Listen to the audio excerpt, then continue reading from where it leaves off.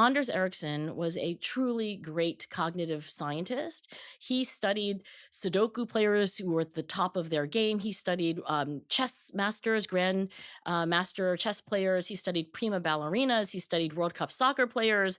He was the Mm. world expert on world experts. And in one of his early studies, he found that the very best violinists at a music academy in Germany had about 10,000 hours of a certain high quality practice that he later called deliberate practice. The next group at this music academy, they weren't as good. They had like something like, 7,500 hours.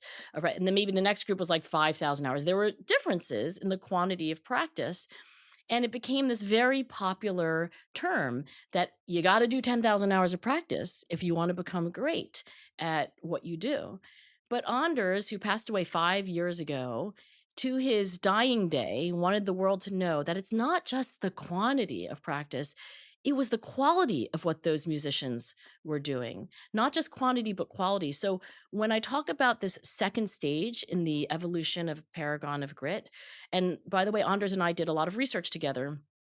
What we found was that this kind of high quality practice where you have a goal, usually something that you're weak at, you completely concentrate on trying to get better at it. You have like a mental picture of what you want to do, but you can't do it yet. And then you try really hard, mentally or physically, depending on what you are trying to do.